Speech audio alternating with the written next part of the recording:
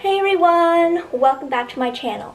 My name is Hermione and I make videos about eco-conscious living, vlogs, and DIYs. It's been a while since I've done like a traditional in the room sitting down with the camera over there type of thing because I was in Korea for 2 months and this is my first long form video since I came back. As you can see, I have moved. My room is a little bigger than before. So today I was kind of out of like video ideas and I thought I would just do one of these things where you just, turn on the camera and talk. Basically sharing my honest opinions about sustainability. Right now I feel like I'm not really doing anything new in terms of sustainability and trying to be eco-friendly and things like that. I definitely think I'm moving towards like an advocating path because I've realized that there's only so much you can do at home with, the items that you have. And I feel like when I first started out this journey around like a year ago, actually, I don't know how old this channel is, but I started it in 2021. So I feel like within the community, especially with zero waste and things like that, there's a very heavy focus on material objects. And I don't know if I'm materialistic. I mean, I like the feeling of shopping, but I'm not sure I like the feeling of buying stuff, if that makes sense. I mean, I'm trying to purchase less and be more mindful of my decisions. So if there's something that I want, I put it on a list for like a month.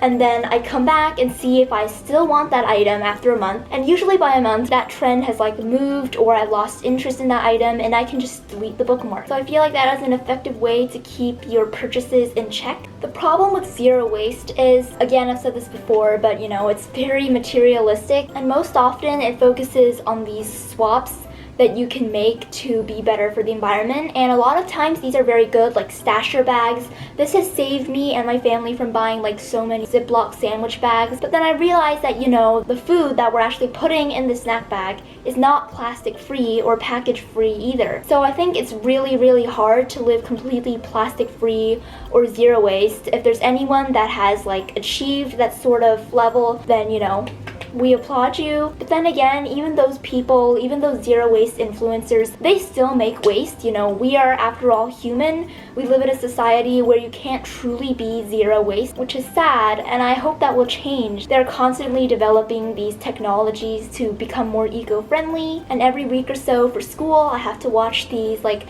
tech videos about new tech that's coming up, and a lot of them is related to helping the environment, especially with combating forest fires like the terrible ones in California. And a thing that I definitely regret in my sustainability journey is, again, like focusing on those swaps instead of changing my habits to be like more eco-friendly because I produce food waste and I was like one of the biggest producers of food waste in my house because I am a picky eater. And we know that in landfill, the food waste, rots, it produces methane, which is a greenhouse gas, which contributes to climate change. And in all, I feel like it's time to, start practicing what I preach basically. So focusing on my habits and, trying not to make food waste and only taking or buying what I need. And another thing that you should definitely think about if you are starting to go on this sustainability journey and helping the environment, don't focus on swaps too much. I feel like I focused on it to the extent where, I had too many of these things and I didn't honestly know how to use them or like what to do with them. For example, I bought the Guppy Friend washing bag, so I have tried to use it, and at my old house at least, it didn't really seem compatible with the washing machine because it had this like spindle in the middle, and when I tried to put clothes in it and then like leave the rest empty, then it would stop the washing machine and it would be terrible. So apparently you're supposed to put all your synthetic fiber stuff inside the bag and then all your natural like cotton and stuff like that outside because those don't generate microplastic. But the thing is, I live in a family of 4.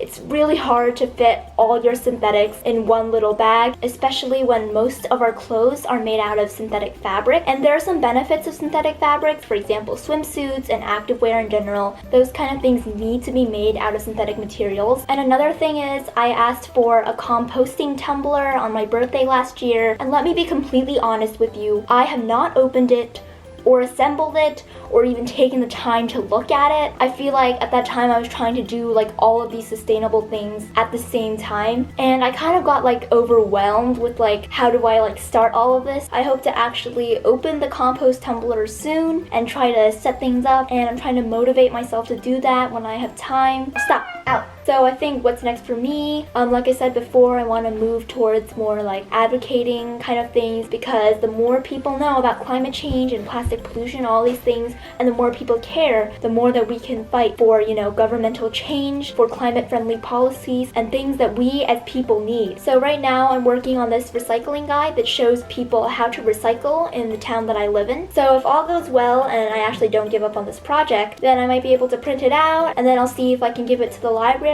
and so people can, freely take it, and that way people know more about recycling, and hopefully that will lead to less contamination in the recycling facilities, at least in my town. Thanks for watching! Like if you like this video, subscribe if you want notifications about new videos. I usually post one every Saturday, so please be on the lookout for that. And remember to comment down below if you found this video helpful or insightful, or if you're planning to start your own sustainability journey, and if this video was interesting to you in any way. Have a nice day! Bye!